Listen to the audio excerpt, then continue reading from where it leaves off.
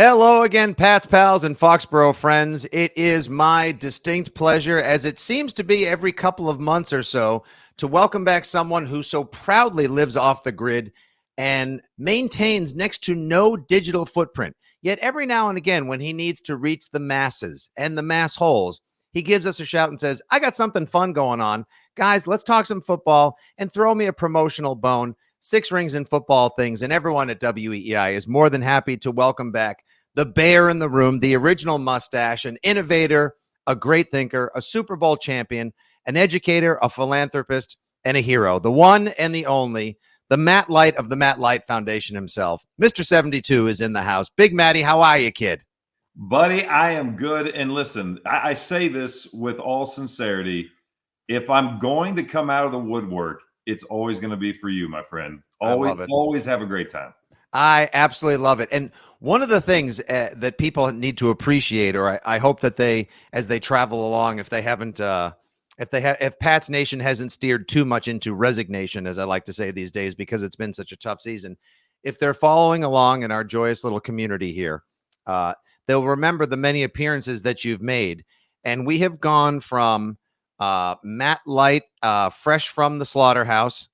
Then last time we had Matt Light in your executive suite, wearing nothing but a bathrobe, and now we find you in your cabin's retreat with your beautiful dog at your fireside, with a bear that I believe you actually hunted in the great state of Montana, right behind you. And right before the podcast, what did we dub him again?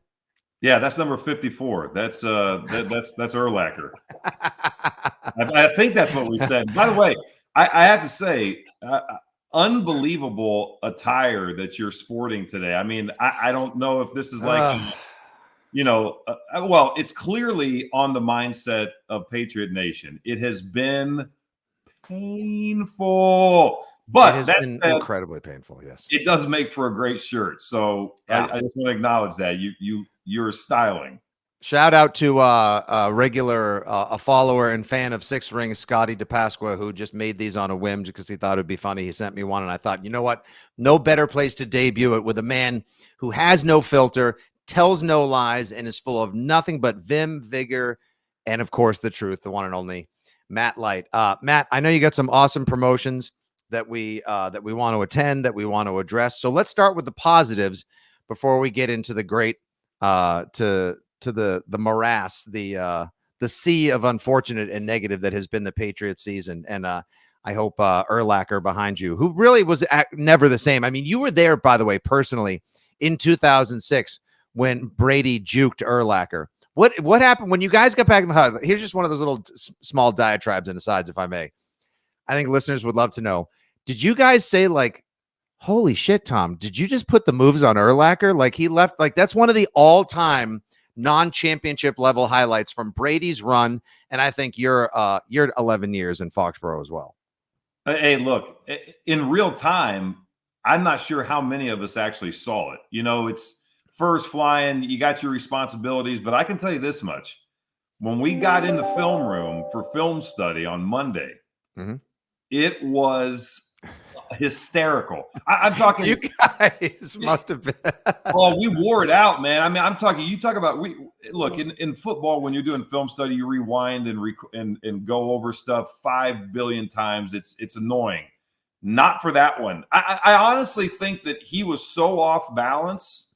That's the only reason he was able to do that. I mean, we all know Tommy can't run out of sight in a week. You know, we're talking about a guy that has zero scramble ability, right? Yeah. But somehow against a guy who, look, Urlacher in his prime, was a guy that everybody talked about. If you get near him, he's going to knock you off your feet, right? He was a hitter, he was aggressive. And for him to do that, unbelievable. I mean, what a highlight for Tommy. Matter of fact, it should be his number one highlight. On like the top 10 Brady moments, that would definitely enter the chat, as the kids like to say, or it would like to be seen and heard from as well. I can only imagine how many times you went through that, and I'm sure Belichick was like, "Oh, look at that, we got Barry Sanders out here in the open field right now. Look at that." I mean, look, we can't gain the length of my Jiminy Christmas. My Urlacher was a hell of a player. It was one of the many great Matt. I'm sure you had a face full of somebody you were dealing with as well, but that was a great one. All right. So, Maddie, you got two awesome events coming up. The first one called Whiskey and War Stories. That's Thursday, December 7th from 6 to 9 at the Stockyard, a place familiar to one and many who work at WEEI or may have driven by our dumpy little building in beautiful, safe Brighton, Mass. Great steakhouse, fabulous experience. You are partnering with Horse Soldiers Bourbon. Scott Neal, you're hosting a dinner. It's a bourbon tasting. You already had me at steak and bourbon.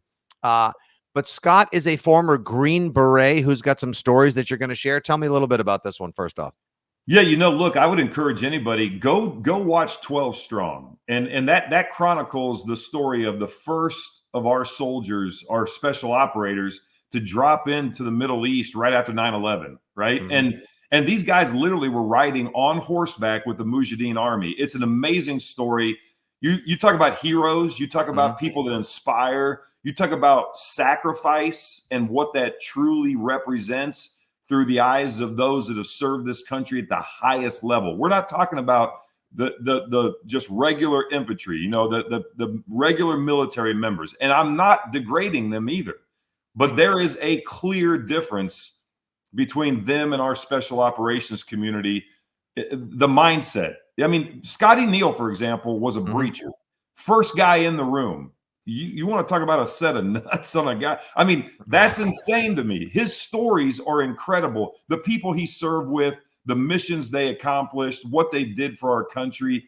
And so this is an opportunity to sit with these guys. A couple days before this epic game that's taking place on December 9th in Foxborough, And this is a chance on Thursday, the 7th, to be at the Stockyard, one of my favorite places. I mean, those people are amazing there. It's such a great, approachable steakhouse without having to pay like steakhouse prices because the hedge fund guys are paying, or it's someone's bachelor party that you're gonna be full of regret later on. Like, awesome spot to get comfortable and then just like eat, drink, and start a dialogue, or rather, sit back, listen, and be educated. And it's these things that you do. One of the things that I love, in addition to like, the years of great play and thrilling memories that you gave myself and many other Patriots fans during your playing career, now especially with the Light Foundation and all of your other philanthropic and educational endeavors, you bring perspective to so many different occasions that I think people don't quite fully grasp or understand, whether it's helping educate the youth for a brighter tomorrow or just showing people how hard it is to do the things that provide us our everyday freedoms or make the wheels of life turn. I love that you do that. And this sounds like an awesome, awesome night. Yeah. And listen, I mean, it's what I love too. Look, I've been so blessed to do what I've done in life. And honestly, I thought for sure they were going to figure out they made a horrible mistake in 2002. And they kept screwing it up all the way to 2012. But, I've been fortunate. I get to meet these incredible people. They love football, or I get introduced to them through a friend, and you hear their stories. And I spend time with, the men and women that serve this country, the lessons you learn. You talk about humility.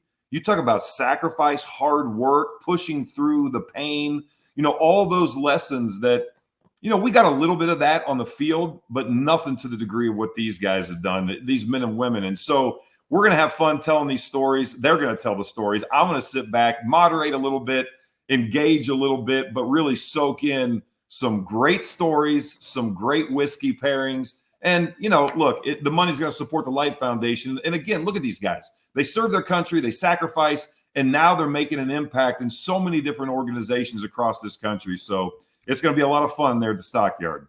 Yeah, a lot of the hallmarks and the tenets of football that you think would cross over and apply to the military do, but only to a certain degree, because we have to remember that while it is a very physical and violent sport, it is still sport, and it's ultimately designed for entertainment, whereas these people are preserving our very freedoms and taking care of the fabric of this great nation as well. This sounds like a perfect lead in to what is taking place at Gillette Stadium on the 9th. I just want to let everybody know you can go to whiskeyandwar.givesmart.com to purchase tickets to Whiskey and War Stories Thursday, December 7th, 6 to 9 p.m. at the Stockyard with Maddie Light, Scott Neal, and company. And then, if that's the preamble, the main event, the main course, if you will, is Saturday, December 9th, America's game, as they call it, and it should be. And I'll tell you, I know you're we had you on a couple months ago, and you were plugging that awesome promotion you did where a couple people got to meet Tommy during his return when he came back and ran down the field and he pumped his fist and said, "Let's go again." And that tens of thousands of grown men just broke out into tears, and they were like, "I miss you so much. Shut up. Please come home." And it hasn't gotten much easier since. That was an awesome promotion to benefit the Light Foundation.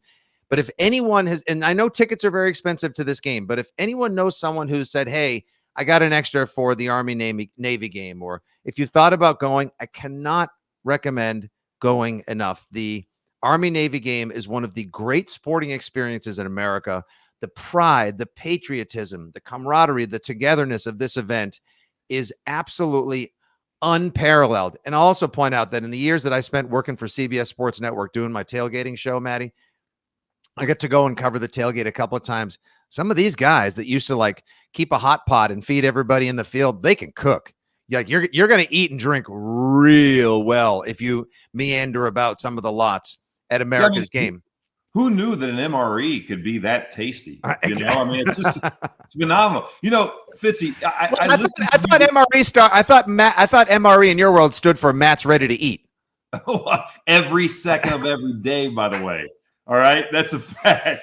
Nicely done. So, look, I hear you describe this game, and you know, I'm actually very, you know, disappointed in myself that I didn't realize the magnitude, the scale, like how epic this game was, right? You know, you hear about the Army-Navy game, and for some people, it's like, all right, here's two teams that, you know, aren't in the hunt, you know, or what, I don't know what you think, but you don't give it what it truly deserves. And I am so excited for this game and the hype. I mean, people are losing their minds trying to get tickets to this thing. I mean, they're doing whatever they can, and it's impossible. I mean, you're going to have 4-star, 3-star generals. You're going to have commanders and sergeant majors and all the top brass that make up the finest of what this country represents. They all descend on this. Plus, then all the contractors and all the people that have, you know, had military family members, and they want to be there. And they talk a lot of trash. I mean,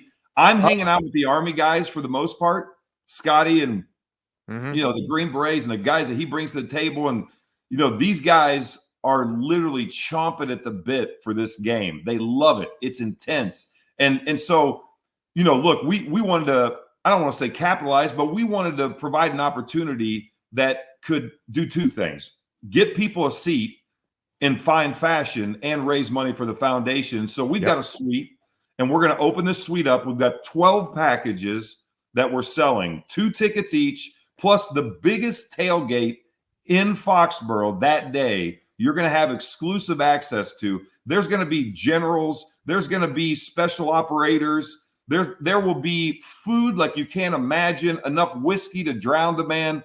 And we're going to have the time of our lives. And they're going to come up to the suite afterwards. So you're going to watch the game with some of the greatest military minds in our nation. It's going to be phenomenal. So we're excited about it for sure. It's not a cheap ticket. Listen, I'm not going to lie to you. It's $10,000, right? $5,000 a pop. We've only got 12 of them, but we're going to fill this suite, and we're very fortunate to have the ability to do it. In addition to the fact that there's probably still plenty of people that could afford that as well. And now a lot of regular listeners to the podcast might be like, yeah, I can only usually get like a Papa Gino's and a 4-pack when I'm watching a Pats game, Maddie. So I'm out, but have a great time.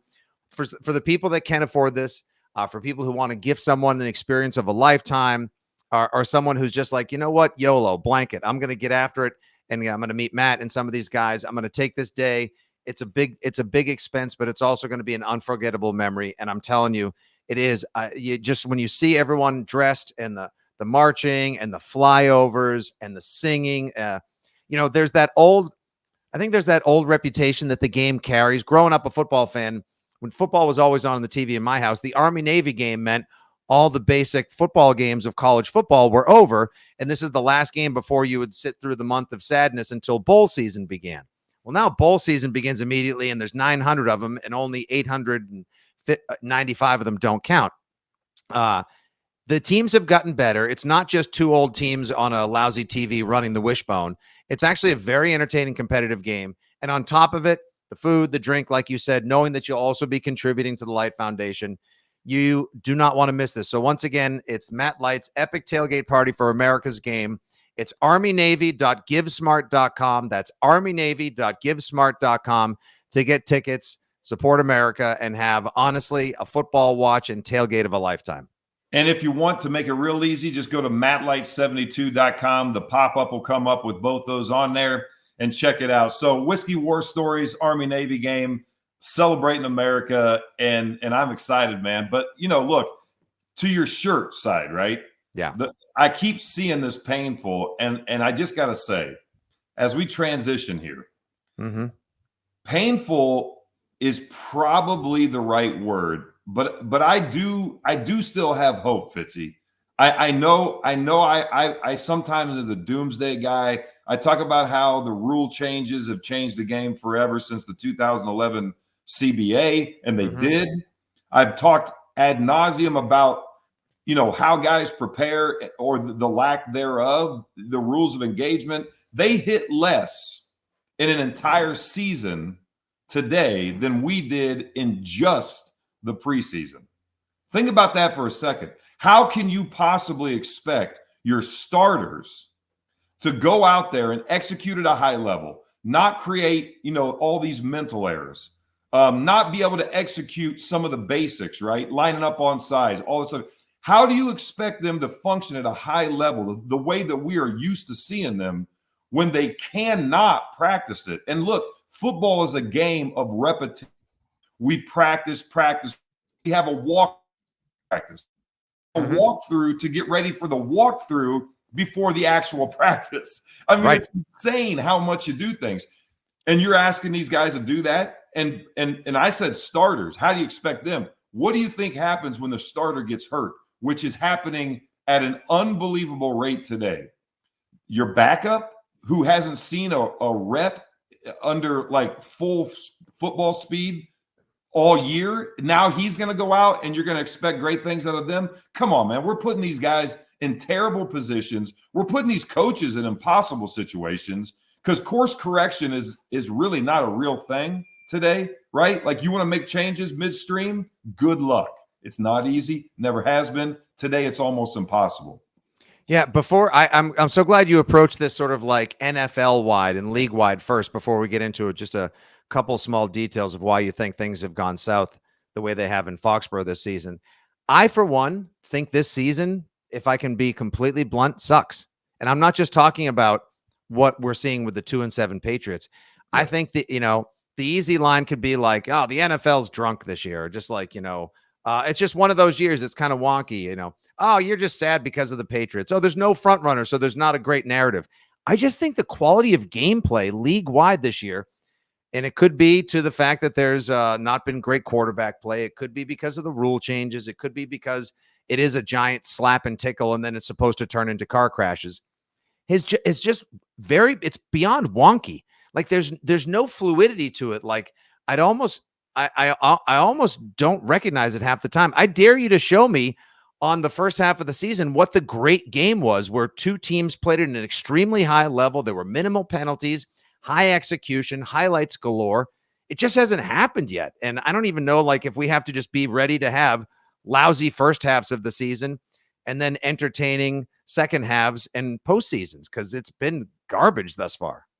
Yeah, listen, I want you to think about it a little differently. And for the audience and the people that will listen to this, don't think of some of the things that are glaring, right? You brought up the quarterback play, and I agree.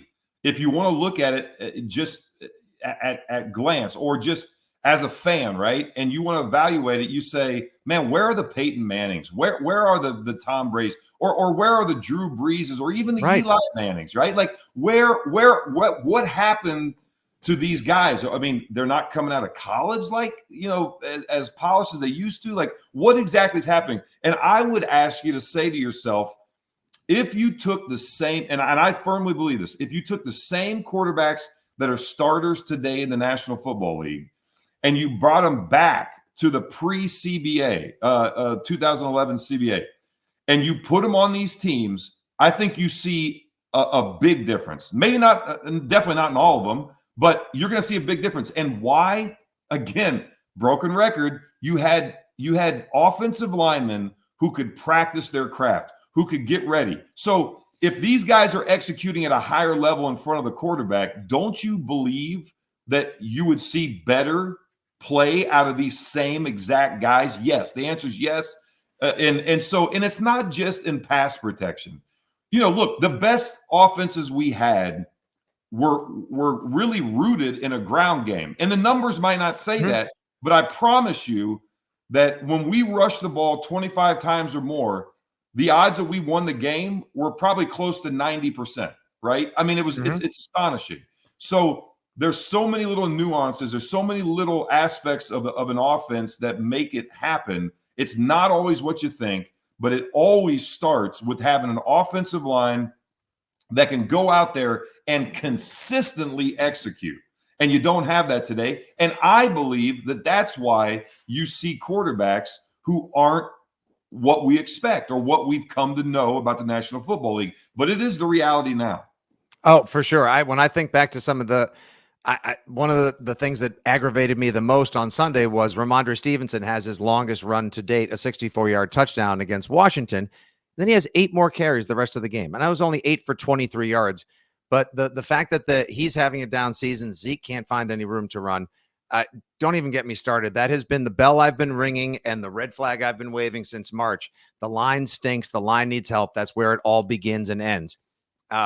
You look at a team right now, and I can remember back to your days. Antoine Smith, he never gets enough credit for the way he used to set the table and get everyone ready for Tommy and you guys to deliver in the end when it mattered most. Obviously, the what's likely considered the best Patriots team of all time that won a Super Bowl, 2004 Pats. You guys, 1,650 yards from Corey Dillon. You guys were smashing, mashing, and dashing all the way through. You guys were a borderline juggernaut. I'm surprised that team lost a game that year.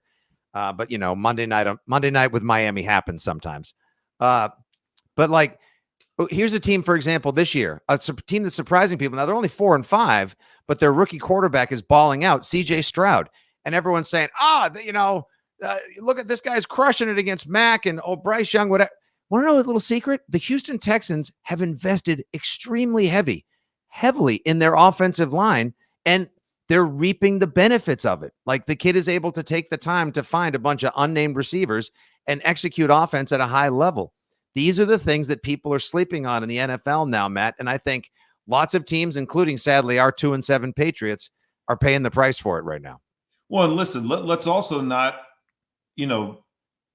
say what's actually happening with the aggression within the NFL, right? They made a point to tamp down aggressiveness, right? Mm-hmm. Whether it's, policing the way that people get hit, the way that even the offensive linemen engage the defensive linemen. I mean, it's insanity. Excuse my interruption, but like, I just want to point out last Sunday, Washington, the defensive end who sacks Mac Jones, it is a textbook sack. It is a perfect hit. Wraps him up in the midsection and then just brings him to the ground, roughing the passer. Really, 2028, my podcast partner, Andy Hart, has a theory that the 2028 Olympics, where flag football is going to be a sport, is actually a forerunner that the NFL has engineered through the Olympics to test out if contact can one day or ultimately be removed or modified in the NFL. Yeah. Listen, when people talk politics, one of the things that you always say, if you want to know, what this person's all about, follow the money, right? Follow the money trail. See who backs them, see who, they work with and who's pulling the strings. And it's always true. And it's always been true when it comes to politics. No different than in the NFL. Follow the money. Look at what fantasy has done to our beloved game. And I don't begrudge anybody that plays in that realm, but it shouldn't dictate the rules of engagement in a sport that is designed to be violent, right? Like, can we not say that? Like, football should be violent.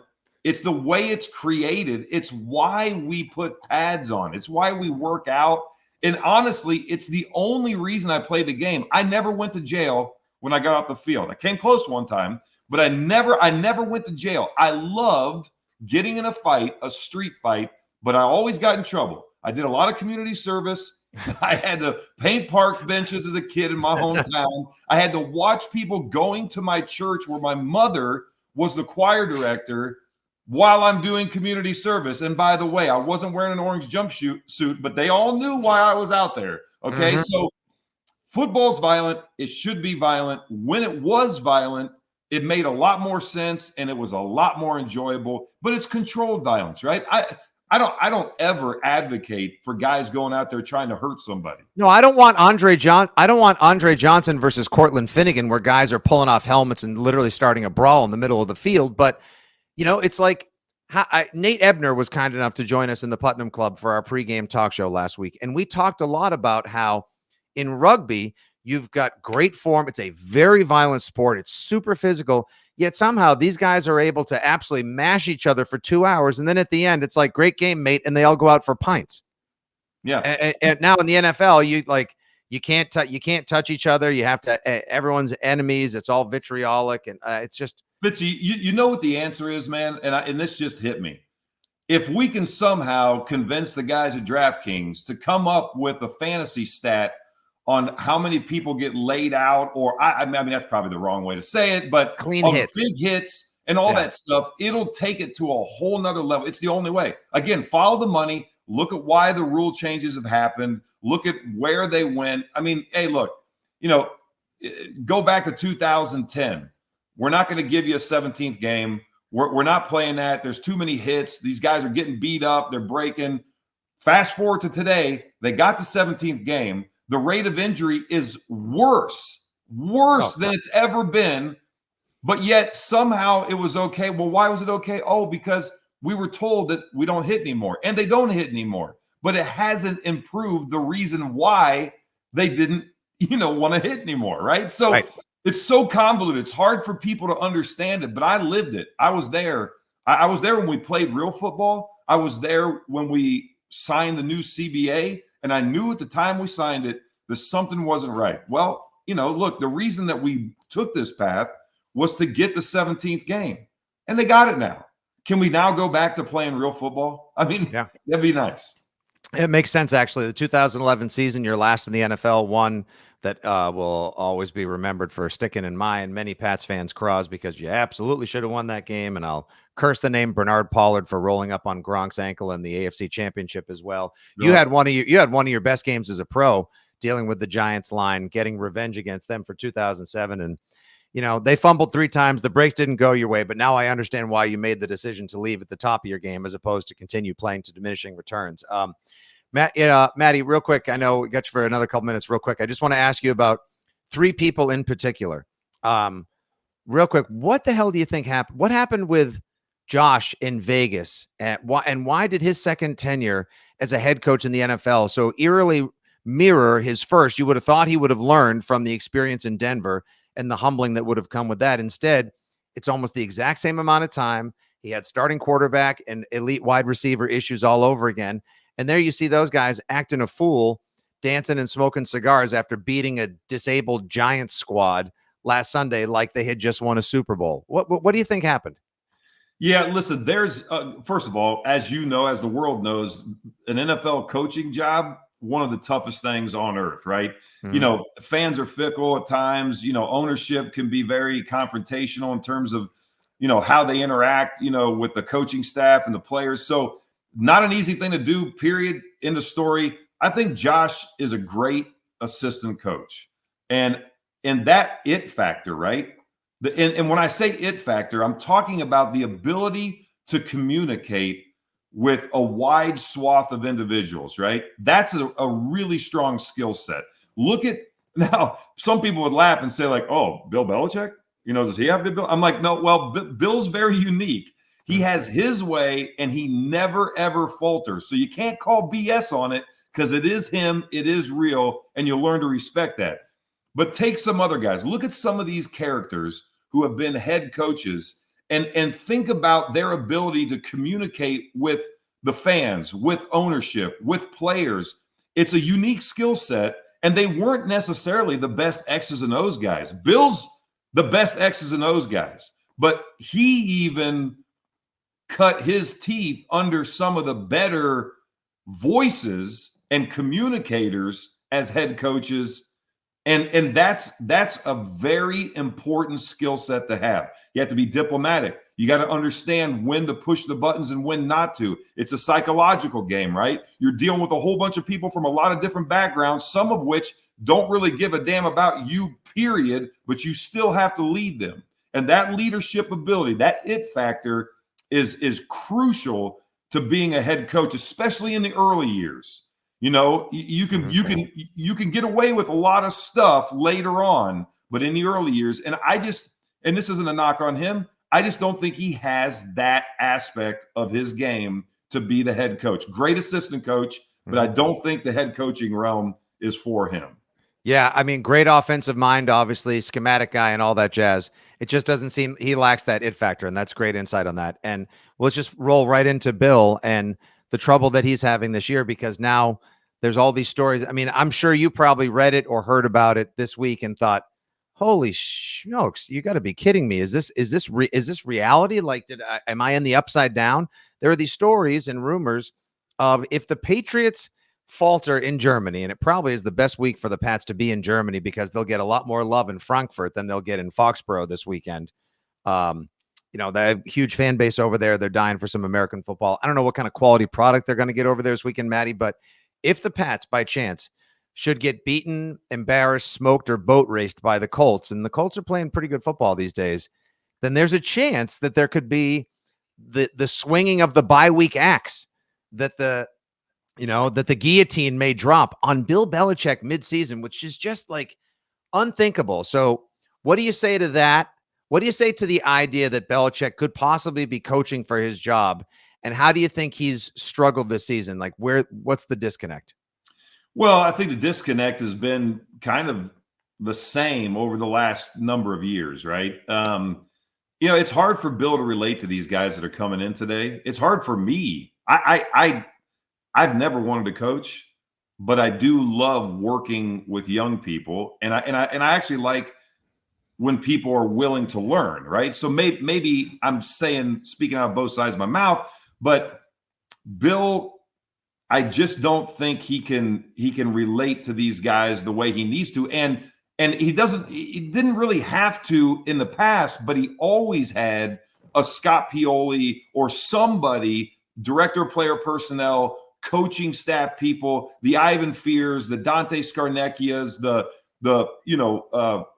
Pepper Johnson. I mean, I could go on for days about how Weiss and Rack and the genius of Ernie Adams. I mean, my God, you guys had so many great minds looking down upon the field, on the sideline, coordinating with Bill, and not to mention the Malloys, and then that turns into the Harrisons and the Laws and the Vrabels and the Brewskis and the McGinnis and the Pfeiffers. You had so many leaders on the field. It made Bill's life so much easier. But now there's very little left of the Patriot way and the Super Bowl era to police the field and help Bill deliver the message and execute the vision.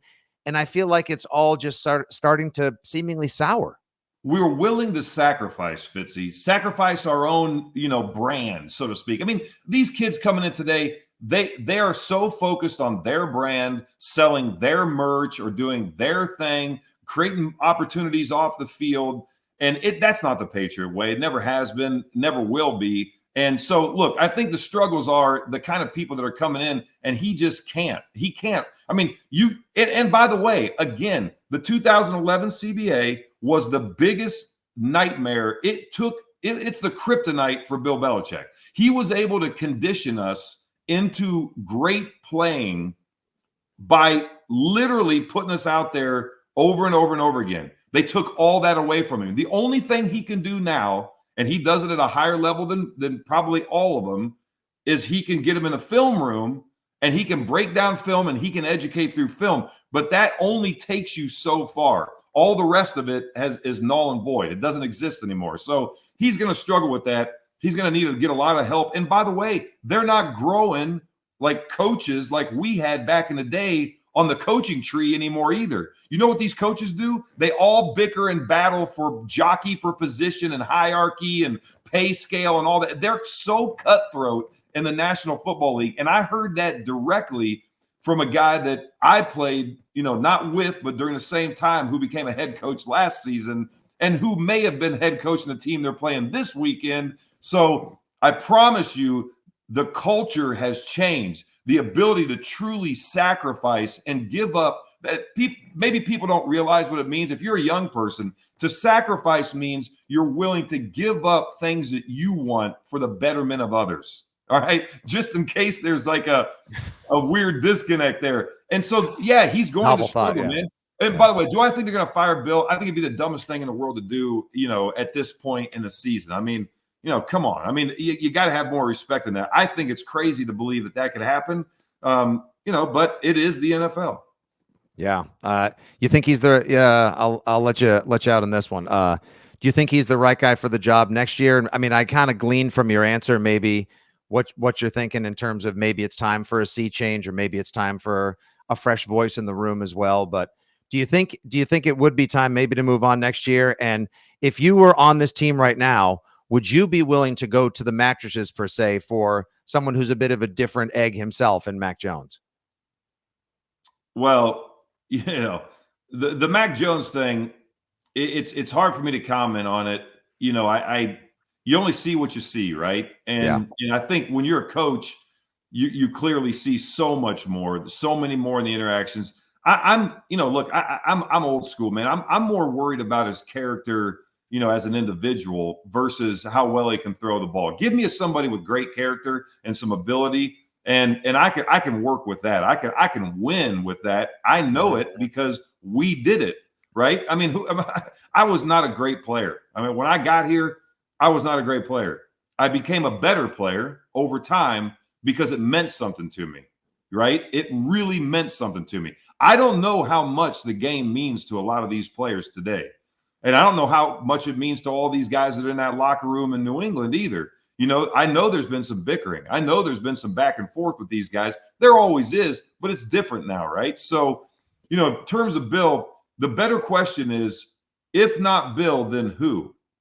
And I think that's the harder question to answer. Is it time for him to walk?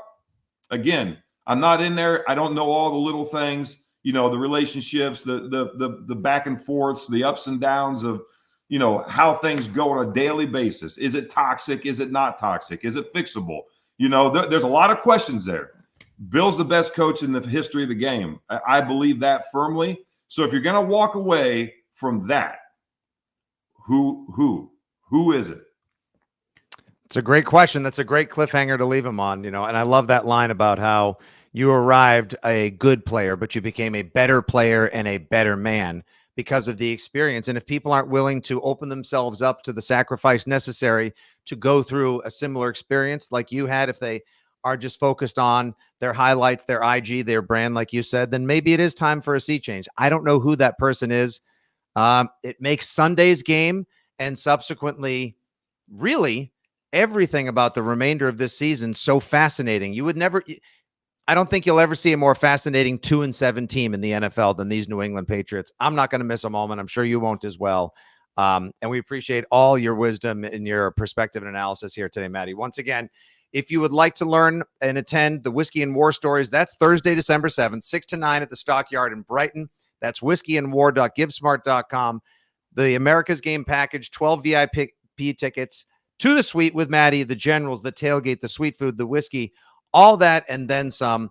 It's an ask. It's a couple bucks, but I'm going to tell you, if you got it or you know someone who does, it's worth it. That's armynavy.givesmart.com, or you just visit mattlight72.com, and you'll be supporting some of the amazing work Matt does, and not only showcasing why Jason Kelce is now one of the sexiest men alive, because beards, brawn, and beers and bears do go a long way in terms of sex appeal, but also helping mold and educate some of the young minds of now in an old school way to prepare them for a new world. We love the work you do, Matt. We love seeing you doing well. Love the endeavors. We love talking Patriots with you. Thanks again for the time, brother. All the best and happy holidays to you and yours. Fitzy, I love you, and I look forward to the next one. My man, it's always the best. This has been Six Rings and Football Things, a special edition with our pal, the one and only Matt Light. Thank you for tuning in. It's a presentation of WEEI Odyssey and 2400 Sports. Thank you to our sponsor, FanDuel, fanduel.com/6rings to take advantage of their promos right now. We'll be back very soon to get you ready for the game in Germany and beyond. As always, good day, God bless, and go Pats.